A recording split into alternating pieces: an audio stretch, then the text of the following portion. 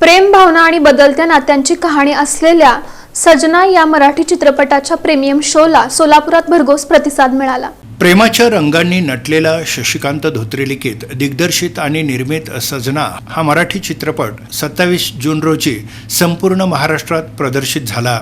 सोलापुरातील भागवत उमा चित्रपटगृहात पार पडलेल्या प्रीमियर शोला प्रेक्षकांचा उत्स्फूर्त असा प्रतिसाद मिळाला। त्यामुळे पहिल्याच दिवशी हा शो हाऊसफुल झाला। मराठी सिनेमात प्रेम विविध रूपांनी दाखवलं गेलं आहे। कधी गोडसर पहिलं प्रेम, कधी तुटलेली नाती, तर कधी वेदनांनी भरलेली अधुरी कहाणी। सजना हा चित्रपट अशाच एका हृदयस्पर्शी प्रेमकथेची अनुभूती देतो, जिथे प्रेमासोबतच भावनांची गुंफण, संघर्ष आणि नात्यांमधील अनपेक्षित वळणं प्रभावीपणे मांडण्यात आली आहेत। चित्रपटात सुरुवातीला निरागसतेनं सुरू झालेलं नातं एका टप्प्यावर येतं आणि त्याच नात्याला नवा गुंतागुंतीचा आणि अंतर्मुख करणारा चेहरा लाभतो। विश्वासघात, प्रतिशोध आणि अंतर्मनाला स्पर्श करणारी वेदना या कथानकाचा भाग आहेत। या गूढतेला आणि भावना उत्कटतेला साथ मिळाली आहे ओंकार स्वरूप यांच्या संगीताची।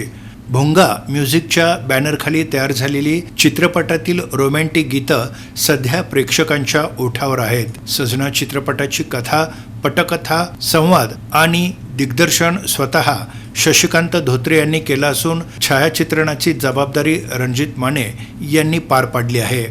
मराठी चित्रपटसृष्टीत नव्या दमाची आणि मनाला भिडणारी ही कथा प्रेक्षकांच्या नक्कीच पसंतीला उतरेल असा विश्वास व्यक्त होत आहे। शुक्रवारपासून आपल्या जवळच्या चित्रपटगृहात हा चित्रपट प्रदर्शित झाला असून प्रेमकथांच्या चाहत्यांनी हा सिनेमा नक्कीच अनुभवायला हवा असं आवाहन यानिमित्त करण्यात आलं आहे। म्हणजे ज्या लोकांसाठी सिनेमा बनवला त्या सगळ्या लोकांना, महाराष्ट्रातल्या आपल्या सगळ्या लोकांना, कला रसिकांना सिनेमा आवडतोय। ते खूप चांगला प्रतिसाद देत आहेत। सगळ्याच सिनेमातल्या जवळपास गोष्टी त्यांना आवडत आहेत। संगीत आवडतंय, व्हिज्युअल्स आवडतात, गोष्ट आवडते, अभिनेत्यांचा अभिनय आवडतोय।